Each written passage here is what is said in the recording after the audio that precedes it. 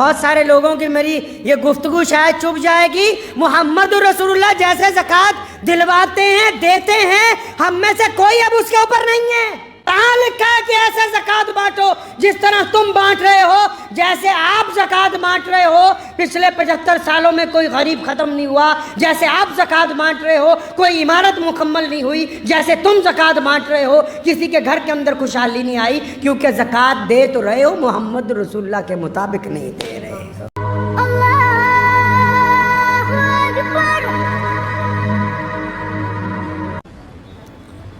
بہت سارے لوگ یہ سمجھتے ہیں کہ رمضان میں زکوٰۃ دینی ضروری ہے، جبکہ زکوٰۃ کے لیے حکم ہے کہ جب کوئی ایسا مال جو آپ کی ضروریات سے زیادہ ہو، جب اس پر 1 سال گزر جائے تو اس میں سے 2.5% نکال کے اللہ کے راستے کے اندر دے دیا جائے۔ زکوٰۃ کے متعلق اگر ہم غور کریں تو اللہ تبارک و تعالیٰ نے قرآن پاک میں زکوٰۃ کے جو معنی، زکوٰۃ کا جو مفہوم، زکوٰۃ کی جو وجوہات بیان کی ہیں، اور نبی علیہ السلام نے جو ہماری تربیت فرمائی زکوٰۃ کے معاملے میں، تو ہم تو اس زکوٰۃ کو بہت پیچھے چھوڑ آئے ہیں۔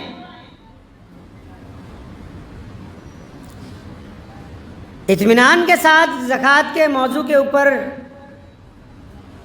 قرآن پاک کے احکامات کو، احادیث کو اگر دیکھتے ہیں تو ہماری زکوٰۃ تو اس زکوٰۃ کے ساتھ میل ہی نہیں کھاتی جو پیارے پیغمبر محمد رسول اللہ صلی اللہ تعالی علیہ وسلم نے دینے کے لیے حکم فرمایا ہے۔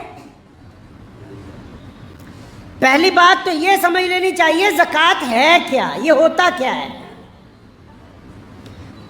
دیگر مذاہب میں بھی اس کا ذکر آتا ہے۔ اسلام نے اپنے بنیادی ارکان میں سے، یعنی جو بنیادی چیزیں ہیں، توحید کے بعد نماز، روزہ، حج، زکوٰۃ، اور بعض مورخین نے اور بعض ائمہ نے لکھا ہے کہ توحید نماز کے بعد پہلے زکوٰۃ ہے، پھر روزہ اور حج ہے۔ یہ اتنی بڑی بات جو ہے کہ پیارے پیغمبر صلی اللہ علیہ وسلم نے جس کے متعلق احکامات دیے گئے ہوں، قرآن پاک میں جس کا ذکر نماز کے ساتھ آیا ہو، قرآن پاک نے زکوٰۃ کا ذکر نماز کے بالکل ساتھ، جس طرح 2 سہیلیاں ہوتی ہیں، 2 بہنیں ہوتی ہیں یا 2 بھائی ہوتے ہیں، جوڑ کے قرآن پاک نے نماز کے بعد سب سے پہلے جس کا ذکر بالکل جوڑ کر کیا، وہ زکوٰۃ کے بارے میں کیا۔ اب زکوٰۃ ہے کیا، زکوٰۃ دینی کس کو ہے، زکوٰۃ دینی کیسے ہے، زکوٰۃ دینے کی وجہ کیا ہے، زکوٰۃ بنائی کیوں گئی، زکوٰۃ کا معنی کیا ہے، یہ کچھ پتہ نہیں۔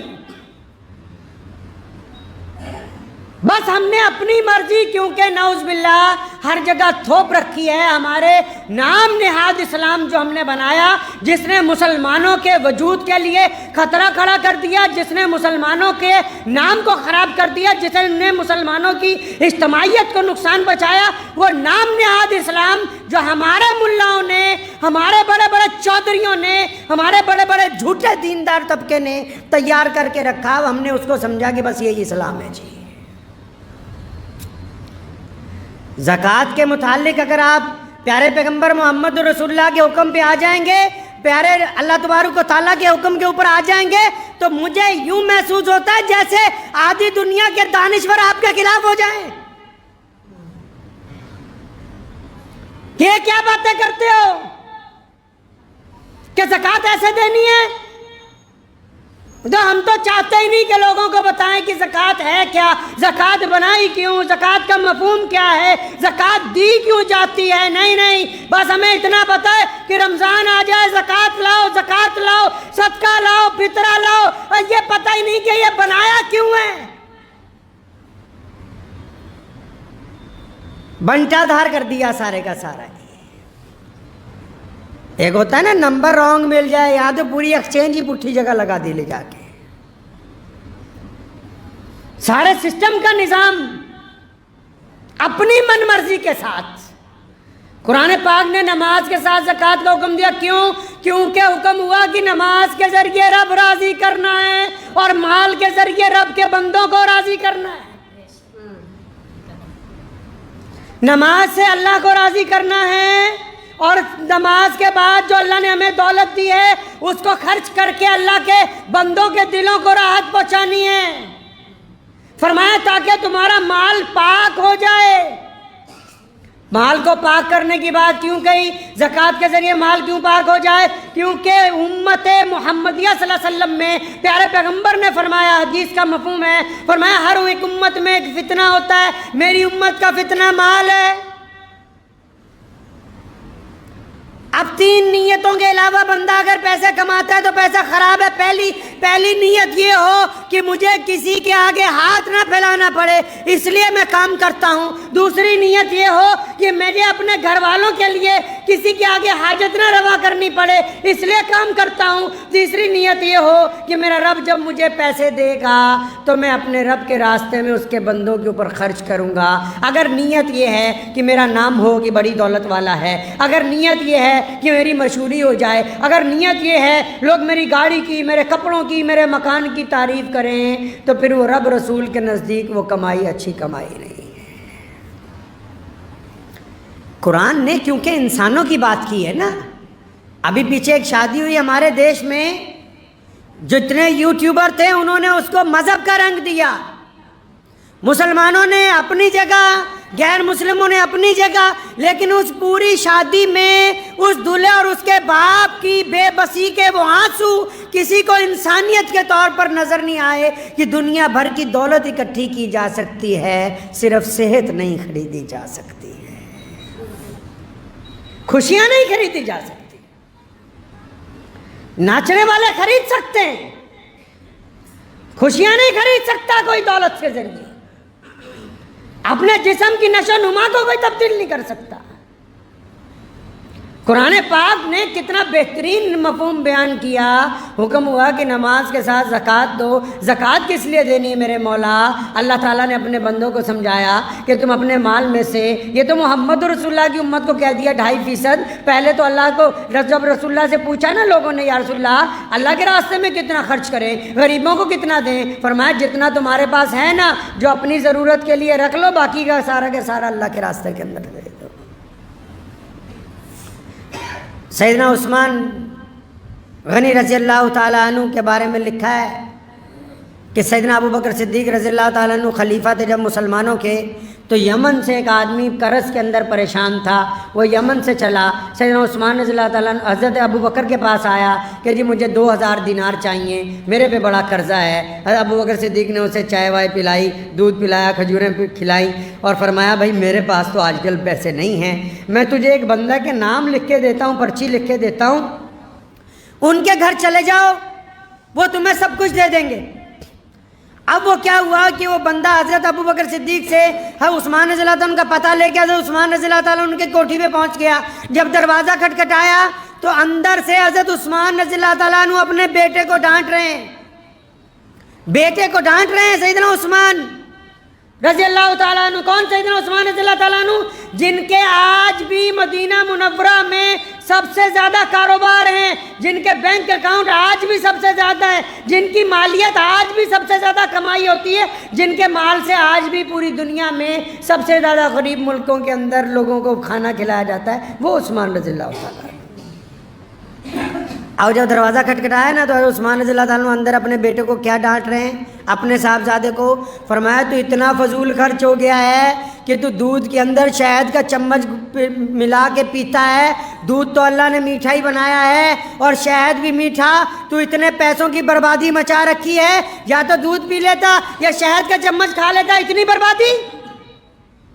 اب یہ جو بندہ آیا تھا 2000 دینار مانگنے، اب اس نے جب بات سنی تو یہ تو پریشان ہو گیا، کہتا مجھے خلیفہ نے کس کے گھر بھیج دیا، یہ تو اتنے کنجوس ہیں، دودھ اور شہد پہ اپنے بیٹے کو ڈانٹ رہے ہیں۔ بڑے لوگ بڑے ہوتے ہیں، بڑوں کی باتیں بڑی ہوتی ہیں۔ بڑا وہ نہیں ہوتا جو اکڑ کے چلتا ہے، بڑا وہ ہوتا ہے جو جھک کے ملتا ہے۔ پہلی بات سیدنا عثمان رضی اللہ نے دروازہ کھولا، پہلی بات، جو بڑے ہوتے ہیں ان کی باتیں ہی نرالی، پہلی بات کہا میرے بھائی مجھے اللہ کے واسطے معاف کر دینا، میں نے تمہاری آواز تو سن لی تھی لیکن بچوں کو کچھ سمجھا رہا تھا اس لیے تمہیں انتظار کرنا پڑا، اس بات کے لیے معافی چاہتا ہوں۔ اور اس کو پھر اپنے ड्राइंग रूम में बिठाया, जिसको बैठक कहते हो आप, बैठक में बिठाया तो नौकर को बुलाया, फरमाया मेहमान आया है, दूध लाओ शहद डाल के, खजूरों का हलवा मंगवाया उसके लिए, और घर में जो कुछ मेहमानों के आगे एक रईस आदमी पेश कर सकता है वो सारी चीज़ें पेश की। वो बड़ा हैरान हुआ, कहता यार अभी तो दरवाजे पे अपने बेटे को डांट रहे थे कि तूने फजूल खर्ची मचा रखी है, अब मेरे आगे तो इतनी चीज़ें रख दी। अभी वो नाश्ता वाश्ता कर ही रहा था तो इतनी देर में हज़रत उस्मान रज़ियल्लाहु अन्हु को कुछ कहना चाहा, फरमाया कोई बात नहीं, अपने गुलाम को बुलाया, फरमाया वो जो मेहमान के लिए हमने ऊँट तैयार करवाया वो लाओ। अब वो गुलाम वो ऊँट लेके आया उस मेहमान के साथ। जब वो अपने सहन में पहुँचे, फरमाया इस ऊँट में वो जो थैले लटक रहे हैं, एक थैले में 5000 दिनार डाल दिए तुम्हारी ज़रूरत के लिए, तुम्हारे और तुम्हारे घर वालों के लिए दूसरे थैले में कपड़े नए डाल दिए ताकि तुम अच्छा लिबास पहन सको, और उसके आगे वाले में सफ़र के लिए तमाम खुश्क चीज़ें, मेवा जात, खुश्क गोश्त वो डलवा दिया है ताकि रास्ते में तुम्हें भूख लगे तो खाते पीते जाना। तो वो बड़ा हैरान हुआ कि भाई ये तो अपने बच्चे को दूध शहद पर डांट रहे थे और मेरे लिए तो 2000 दिनार चाहिए थे, 5 दे दिए। तो वो था तो देहाती ना बद्दू, जब सब कुछ मिल गया ना, कहने लगा हज़रत ये जो ऊँट है ये कब वापस करने आऊँ? हज़रत उस्मान रज़ियल्लाहु अन्हु ने फरमाया बच्चे ये वापस करने के लिए तो दिया नहीं, ये भी साथ ही में है, ये भी हदिया है। सैयदना उस्मान रज़ियल्लाहु अन्हु के बारे में एक जगह लिखा है कि एक मरतबा उनसे कोई बंदा शहद मांगने के लिए आया, उनका गुलाम ज़रा तेज़ तर्रार था तो उसने उनको कहा हज़रत ये शहद चाहता है थोड़ा सा, फरमाया इसको 1 डोल दे दो। तो गुलाम बहुत तेज़ था तो उसने कहा अच्छा हज़रत अगर इसको 1 डोल दे देंगे तो, क्योंकि 2 डोल बांधे होते हैं ऊँट के दोनों तरफ, फरमाया अगर 1 पूरा इसको दे देंगे तो दूसरा गिर जाएगा, फरमाया ऐसा अच्छा इसको ऐसा करो दोनों दे दो।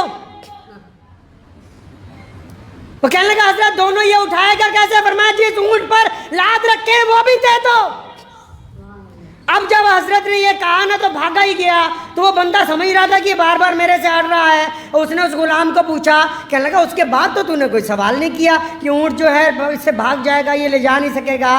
कहता मैं इनको जानता हूँ, इनके घर में नौकरी करता हूँ, अगर मैं ये कह देता कि हज़रत ये ऊँट नहीं चला पाएगा तो हज़रत उस्मान मुझे कहते तू भी इसी के साथ चला जाए, तुझे भी हदिया कर दिया।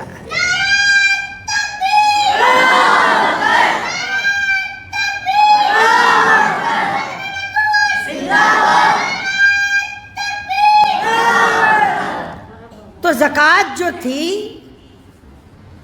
इसलिए बनाई गई थी कि अल्लाह तबारक व तआला आपके दिलों में से माल की मोहब्बत को ख़त्म कर दे। पहले ज़कात के मतलब समझ लो। ज़कात इसलिए बनाई कि आप भी दूसरे के दर्द को महसूस कर सकें, आप गरीब आदमी की तकलीफ में उसके हिस्सेदार बन जाएं, आप मजलूम की मदद करने वाले हो, आप जिनका कारोबार ठप हो गया उनके साथ कांधे से कांधा मिलाने वाले हो। ज़कात इसलिए थोड़ी बनाई कि आप बैठ जाओ अपनी दुकान के ऊपर और 100 रुपए सबको बांटते जाओ, और वो भी आने वाला कहे हज़रत अगले साल मेरा ख्याल रखना, इसने भी इरादा कर रखा है सारी ज़िंदगी मांगने का, तूने भी इरादा कर रखा है बेवकूफ़ी के साथ बांटने का। अगर ज़कात को सुन्नत के मुताबिक ले आएंगे ना, बहुत सारे लोगों की मेरी ये गुफ्तगू शायद चुप जाएगी। मुहम्मद रसूलुल्लाह जैसे ज़कात दिलवाते हैं, देते हैं, हम में से कोई अब उसके ऊपर नहीं है।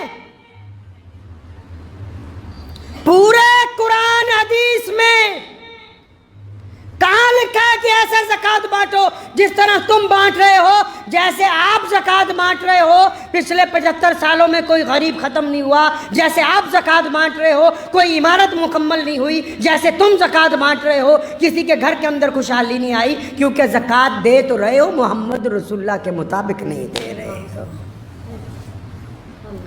रसूलुल्लाह कैसे ज़कात देते हैं जी? रसूलुल्लाह ज़कात कैसे दिलवाते हैं?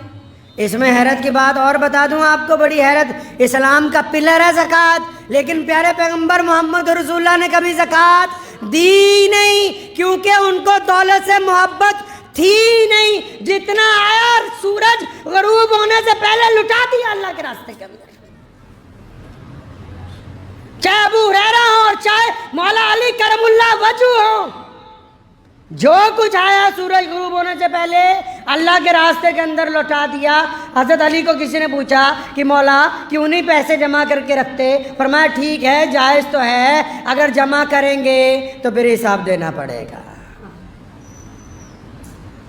زکوٰۃ کیوں بنائی؟ اب سمجھو، زکوٰۃ اس لیے بنائی تھی کہ دولت مند آدمی کے دل میں مال کی محبت کم ہو جائے، کیونکہ مال فتنہ ہے۔ مال ہمیں کہتا ہے یاشی کرو، مال ہمیں کہتا ہے کہ فالتو پیسے گھر پہ خرچ کرو، مال ہمیں کہتا ہے کہ دوسروں کے اوپر لٹاؤ، مال ہمیں کہتا ہے غیر ضروری دعوتیں کرو، مال ہمیں کہتا ہے کہ زنا کی طرف جاؤ، مال ہمیں کہتا ہے بدکاری کی طرف جاؤ۔ مال میں سے جب غریب کا حصہ نکالیں گے تب ہمیں کچھ عقل آئے گی کہ ہاں یہ صرف ہمارے لیے نہیں ہے، ہمارے رب نے اس لیے دیا ہے کہ ہم اس سے غریبوں کی مدد کر سکیں۔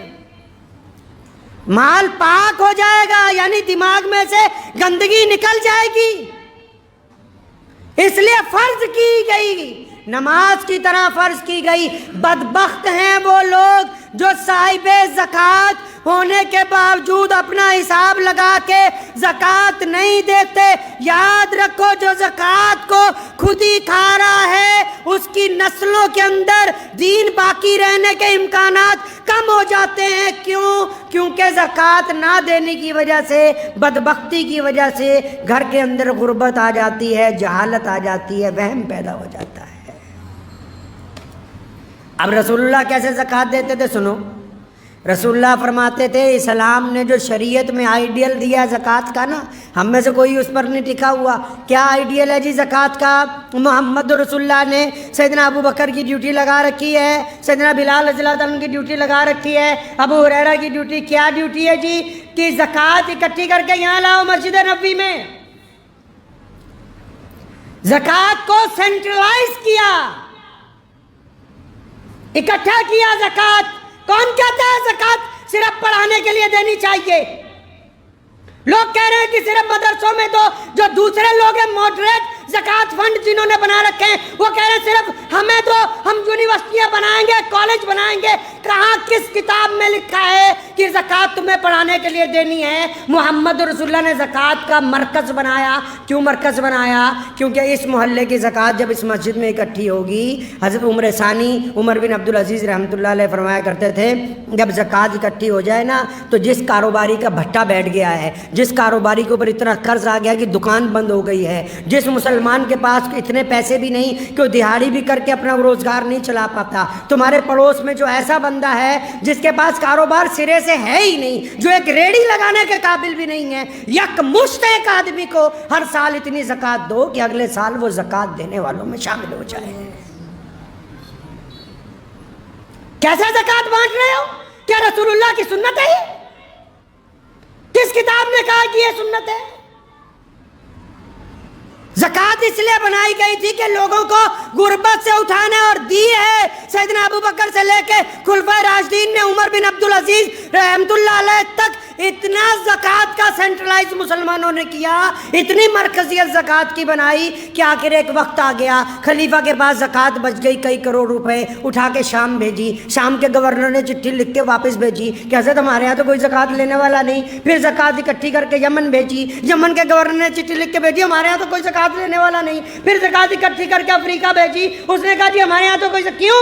کیونکہ زکوٰۃ کو ہر سال انہوں نے مرکزیت بنا کے اپنے علاقے میں سے غربت کو دور کی۔ معاف کرنا، آج کے لوگ غربت کو قائم رکھنا چاہتے ہیں، یہ زکوٰۃ کو تماشبینی کی طرح دینا چاہتے ہیں، یہ غربت نہیں دور کرنا چاہتے، یہ اپنا نام و نہاد چاہتے ہیں۔ یہ جتنے بڑے بڑے چودھریوں کے پاس، گستاخی کی معافی سے کہہ رہا ہوں، جو بڑے بڑے ادارے بھی بن گئے نا، ان کے اپنے مولوی بھوکے مر رہے ہیں، قرض میں ڈوبے ہوئے ہیں، سود پہ پیسے لے لے کے مرنے کے لیے تیار ہیں، خودکشیاں کر رہے ہیں، اور تم زکوٰۃ کے اوپر سانپ بن کے بیٹھے ہوئے ہو کہ نہیں یہ تو پڑھائی پر۔ کس پڑھائی پر؟ اسلام نے کہا کہ جو غریب ہے اس کو اتنا دو، اتنا دو، اتنا دو کہ آئندہ سال یہ خود اپنے بچوں کو پڑھائے، یہ خود دوسروں کو زکوٰۃ دے، یہ خود اپنی بیوی بچوں کا خرچ اٹھائے۔ تم چاہتے نہیں، تم کہتے ہو کہ بس غریب کے بچے کو 3 وقت مدرسے میں روٹی کھلائیں گے، اس کی غربت نہیں دور ہونے دیں گے۔ زکوٰۃ کا تماشا کھیل بنا دیا زکوٰۃ کو. ارے اس حد تک گر گئے ہیں ہم تو. فطرہ رکھا تھا اس لیے کہ چلو روزے کا کفارہ ادا ہو جائے گا, کسی غریب کی جھولی میں کچھ چل جائے گا. ایتھے تا عید آن تو پہلے ہی فطرہ کھچ کے لے جانے ہیں کہ کسی غریب کے منہ میں نہ ڈال دے بھیا یہ ہمارے پاس کچھ آتے ہیں. بس آپ یہ دیکھیں کہ جس دین کا پوری دنیا میں چرچا ہے, جس دین کا نظام کائنات میں سب سے اعلیٰ ہے, جس دین کے خلاف دشمن اس لیے سازشیں کرتا ہے, روکنا کیسے؟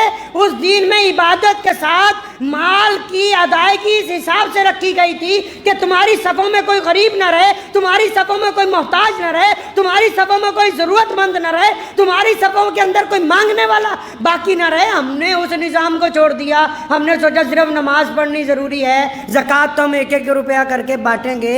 تمہارا سکا بھائی غریب ہے, سکی بہن غریب ہے, تمہارا چچا غریب ہے, تمہارا تایا غریب ہے, تمہارا ماموں غریب ہے, تو اسے زکوٰۃ دینے کے لیے تیار نہیں ہے کہ 1 سال کی اکٹھی زکوٰۃ 2-4 لاکھ اس کو دے دوں, یہ سنبھل جائے. نہیں, تو کہہ رہا ہے جی میں 2-2 ہزار کر کے بانٹوں گا. اللہ اکبر. یہ زکوٰۃ کا نظام اسلام کے اندر تمہیں سمجھایا کس نے؟ اور زکوٰۃ تو یہ صرف وہ فرض ہے جو مالداروں پہ دینی. اس کے بعد بھی قرآن نے کہا کہ جو دینا اللہ کے راستے میں, اور تو رکو نہیں, اللہ سے کاروبار کرو, رکو نہیں اللہ کے راستے کے اندر مال خرچ کرنے سے. ہم نے زکوٰۃ کے ساتھ کیا کر دیا؟ زکوٰۃ کے ساتھ بہت سارے تو ایسے ہو گئے کہ جی زکوٰۃ دینے کی ضرورت ہی نہیں ہے. عام سے محاورے کے ساتھ سمجھ لیجئے, آپ کے کوئی جسم پر زخم ہو گیا, آپ ڈاکٹر کے پاس چلے گئے, ڈاکٹر نے کہا چیرا لگائیں گے تو یہ 2-3% خون جو ہے 2-4 قطرے خون کے نکل جائیں گے تو یہ آپ کا زخم ٹھیک ہو جائے گا. تو آپ ڈاکٹر کو کہا کیوں؟ میں تو اپنے 2.5 قطرے خون کے نہیں دے سکتا ہوں کیونکہ جسم بھی میرا, خون بھی میرا. ڈاکٹر کہتا چلو کوئی بات نہیں. اب 2 مہینے بعد گئے تو پورا پیر ہی خراب ہو گیا. ڈاکٹر نے کہا جی پیر کاٹنا پڑے گا تو باقی جسم بچ جائے گا. نہیں جی پیر بھی میرا, ہڈی بھی میری, میں تو نہیں کٹواتا. کرتے کرتے اس زخم کی وجہ سے موت آ گئی.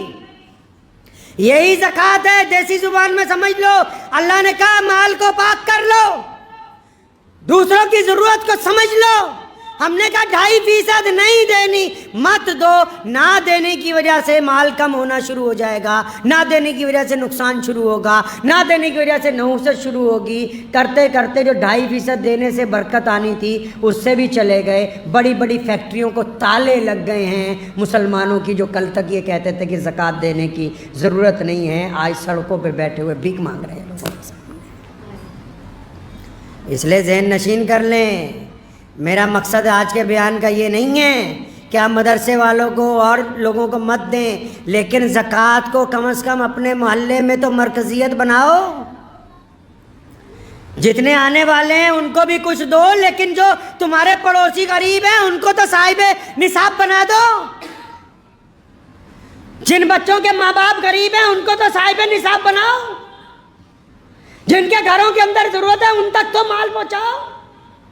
جو زکوٰۃ کے مقصد تھا کہ ہم نے معاشرے میں سے, سسٹم میں سے, سماج میں سے غربت کو دور کرنا ہے, آپ نے زکوٰۃ کے اس نظام کو چھوڑ دیا. آپ دوسری طرف چلے گئے, آپ زکوٰۃ کو 1-1 روپیہ کر کے بانٹنے لگے. یہ زکوٰۃ کی ادائیگی نہیں ہے. اور بھی سن لو, بیپاریوں کو بھی سنا دوں درمیان میں.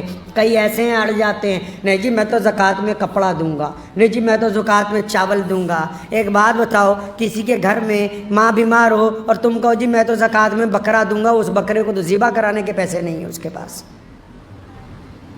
آپ کہو جی زکوٰۃ میں تو میں کپڑے ہی دوں گا, اس کے بچوں کی فیس چاہیے, وہ تو کپڑا اس مال میں بیچ نہیں سکتا.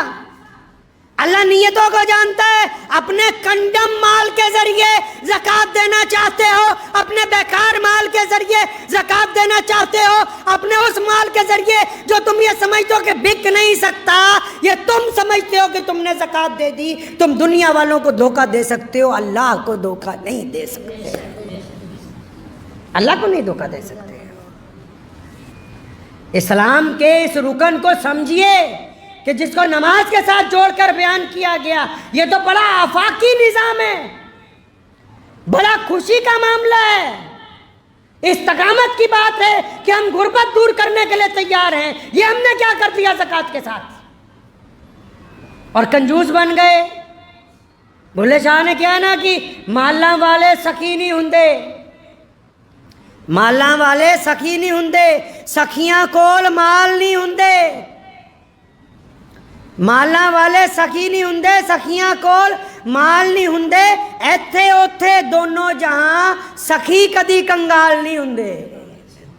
कई तो कंजूस बन के बैठ गए ना, कंजूस के लिए भी अल्लाह रब रसूल ने लानत भेजी है।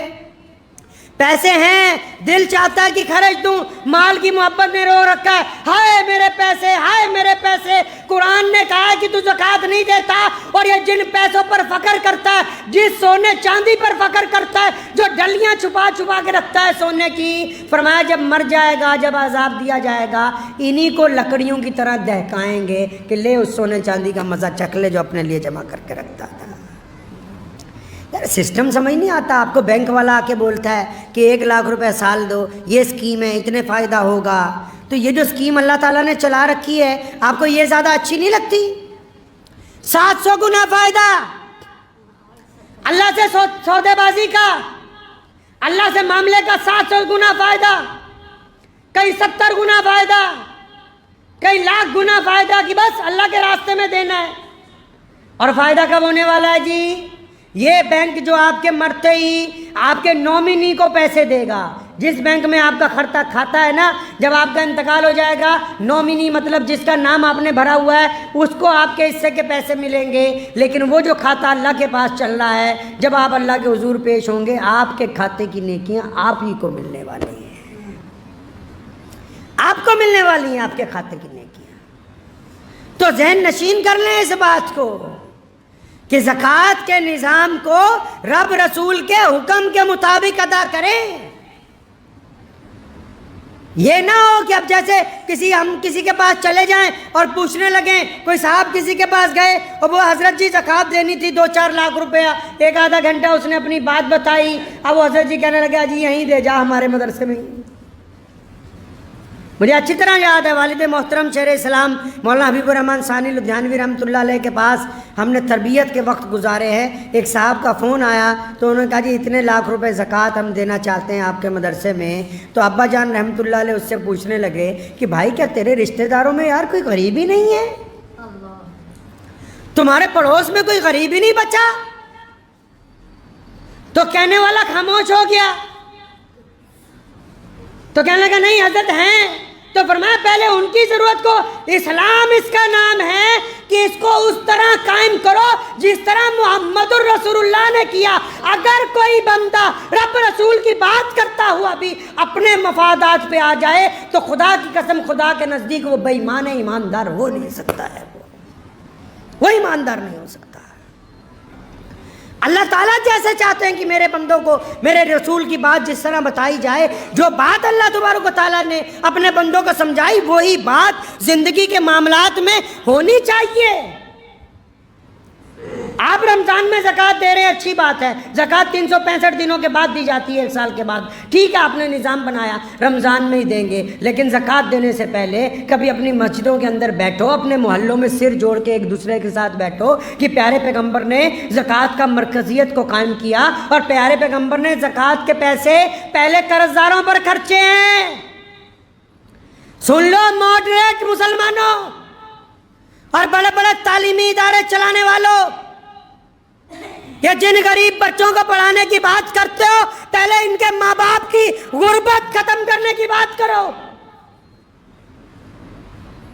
रसूलुल्लाह सल्लल्लाहु अलैहि वसल्लम ने ज़कात के पैसे सबसे पहले किन पर खर्चे गए जी? जो लोग कर्जदार हो गए, जिनका कारोबार बंद हो गया, जिनको स्टैंड करना है। और फिर इस हिसाब से उस ज़कात को बांटा गया कि एक वक्त आया कि आज उस ज़मीन के ऊपर जहाँ से अल्लाह ने ज़कात को फ़र्ज़ किया, मक्का मुकर्रमा में, मदीनतुल मुनव्वरा में, आज अरब की ज़मीन पर उसके साथ लगते मुल्कों पर कोई ज़कात लेने वाला है नहीं है।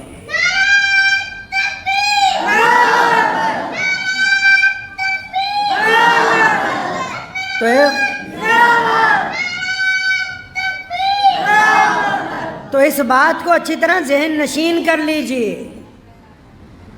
कि ठीक है कि पैसे बांट रहे हैं। मिसाल के तौर पे آپ کے محلے میں 50 لاکھ زکوٰۃ اکٹھی ہوتی ہے، 10 لاکھ روپیہ سفیروں کے لیے رکھ لیجیے کہ جو بھی جہاں سے آئے گا ہم اس کو خالی نہیں جانے دیں گے، اور لیکن 40 لاکھ روپیہ تو انہیں 1-2 غریب لوگوں کو دو جن کا کاروبار نہیں ہے، جن کی دکان بند پڑی ہوئی ہے، جن کے گھر کے اندر بیماریاں ہیں، جن کے پڑھے لکھے بچے موجود ہیں، نوکریاں ان کے پاس نہیں ہیں، ان کے اوپر پیسہ لگاؤ، ان کو کام کر کے دو، مانیٹری کمیٹی بناؤ جو دھیان رکھے کہ یہ پیسے کا صحیح استعمال کر رہے ہیں، تاکہ اگلے سال وہ بھی تمہیں 10,000 زکوٰۃ دینے والے بن جائیں۔ اپنے نظام کو درست کریں۔ اگر واہ واہی لوٹنے کے لیے پیسے خرچنے تو ان پیسوں کا کوئی فائدہ نہیں ہے۔ بہت بڑے بڑے ہمارے چودھریوں کو تکلیف ہو گئی ہے یہ کہ جی ہماری واہ واہی ہو جائے، ہم نے یہ کر دیا۔ ارے مرنے کے بعد اس اولاد نے دعا بھی ڈھنگ سے نہیں کرنی۔ ہم جیسے مولویوں کے پاس آ جائیں گے، حضرت جی دعا کر دو، اس لیے پیسے وہاں خرچو جن کا فائدہ تمہیں مرنے کے بعد بھی ہونے والا ہے۔ جن پر خرچو گے وہ دعا نہیں بھی نہ کریں گے، ان کو جو فائدہ ہوگا اس کا ثواب آپ کی قبر میں آپ کو پہنچنے والا ہے۔ ذہن نشین کر لیجئے اس بات کو کہ ہم نے اپنے نظام کو درست کرنا ہے، پیارے پیغمبر حضرت محمد رسول اللہ صلی اللہ علیہ وسلم کے مطابق کرنا ہے۔ جس طرح نبی علیہ السلام زکوٰۃ دلوانا چاہتے ہیں، ہم ویسے زکوٰۃ دینے والوں میں شامل ہو جائیں۔ اور فطرہ جو ہے وہ روزے کا کفارہ ہے۔ روزے میں کئی بار کچھ نہ کچھ غلطی ہو جاتی ہے، لیکن فطرے کی 2 وجوہات ہیں، ایک تو روزے کا کفارہ، دوسرا فطرہ نماز سے پہلے اس لیے ادا کرنے کے لیے حکم ہوا کہ جب تم چلو گے نا تمہیں پتہ ہوگا یار آس پاس محلے میں کتنے غریب ہیں، کون سا ایسا محتاج ہے، سارا فطرہ اکٹھا کر کے اپنے گھر کا لے جا کے اس کے گھر میں دے دو گے، لفافے میں ڈال کے اس کے گھر میں ڈال دو گے۔ لیکن ہم نے فطرے کا بھی بنٹا دھار کر دیا، ہم نے کہا غریبوں تک تو یہ پہنچنے ہی نہیں دینا ہے، یہ تو بس تعلیمی اداروں کے اوپر لگائیں گے۔ اور خدا کا واسطہ ہے اسلام کو بدلنے کی کوشش نہ کرو۔ نظام کو جو لوگ اسلام سے ٹکرائے ہیں وہ کامیاب نہیں ہوئے۔ سن لو کان سے، جو لوگ محمد الرسول اللہ صلی اللہ علیہ وسلم کے نظام کو بدلنا چاہتے ہیں وہ دنیا میں کامیاب نہیں ہو سکتے۔ یہ مسلمانوں کی بات کر رہا ہوں، جو یہ چاہتے ہیں کہ ہم بڑے مولوی ہیں، ہم بڑے ادارے والے ہیں، ہم بڑے چودھری ہیں، ہم بڑی مسجد کے پردھان ہیں، ہم بتائیں گے اسلام تمہارے باپ کی جاگیر نہیں ہے۔ اسلام کے بارے میں اگر کوئی بتا سکتا ہے تو صرف محمد الرسول اللہ صلی اللہ علیہ وسلم۔ جس طرح انہوں نے کہا ہے اس طرح چلنا ہوگا، اور اگر رسول اللہ کے طریقے پہ چلو گے تو دنیا آپ کے آگے عزت کرے گی۔ رسول اللہ کی اتباع کرو گے دنیا آپ کی اتباع کرے گی۔ اگر نعوذ باللہ اسلام میں غنڈہ گردی کرنے کی کوشش کرو گے، اسلام میں جواز نکالنے کی کوشش کرو گے، مصلحت کے نام پر مسئلے بدلنے کی کوشش کرو گے، تو پھر یہ ہے اسلام تو قیامت تک قائم رہنا ہے، تمہارا وجود ختم ہو جائے گا، کوئی پوچھنے والا نہیں ہوگا۔ دعا کریں، وقت بھی ہو گیا۔ اللہ تبارک و تعالیٰ مجھے بھی آپ سب کو بھی زکوٰۃ صحیح طریقے سے ادا کرنے کی سمجھ عطا فرمائے، اپنے اپنے علاقوں میں مستحق لوگوں کو کم از کم ان کے اس قابل بنانے کی اللہ تبارک و تعالیٰ ہمیں توفیق عطا فرمائے۔ اور جتنے لوگ مدرسوں میں مال دیتے ہیں نا، اللہ نے تمہیں بہت دے رکھا ہے، مدرسے والے جب آئیں تو ان کو مطہر مال دیا کرو، مطہر مال دیا کرو، اپنا اچھا مال، بہترین، تاکہ قوم کے بچوں نے یہاں پڑھنا ہے۔ اور پھر جو زکوٰۃ لینے آ رہا ہے یا پھر زکوٰۃ اکٹھی کر رہا ہے یا کسی مدرسے کا سفیر ہے، جب رسید کٹوا لو تو اس کو بھی علیحدہ سے 500,000 روپے دو، کیونکہ اس کا تم پہ احسان ہے کہ وہ چندہ کرنے تمہارے دروازے تک آ گیا ہے۔ وہ سارا نظام غیر مسلموں کی، اگر آپ عبادت گاہوں میں دیکھو گے نا، میں حیران ہو جاتا ہوں کہ اسلام کے مطابق جیسے جیسے ہم چاہتے تھے کہ رسول اللہ ویسے ہمیں سمجھائیں، ہم نے تو چھوڑ دیا، پوری دنیا نے اس کو پکڑا ہوا ہے۔ جو صاحب جو نصاب کو لینے کے لیے آپ کے پاس آ رہا ہے، زکوٰۃ اکٹھی کرنے کے لیے آ رہا ہے، اب تم نے سوچا اچھا اگر آپ ایمانداری سے اس کا بھی خیال رکھتے تو وہ بھی تمہارا مال ایمانداری سے پہنچا دیتا، کیونکہ تم ایماندار نہیں ہو تو پھر ان میں سے بھی کئی لوگ ایماندار نہیں ہیں۔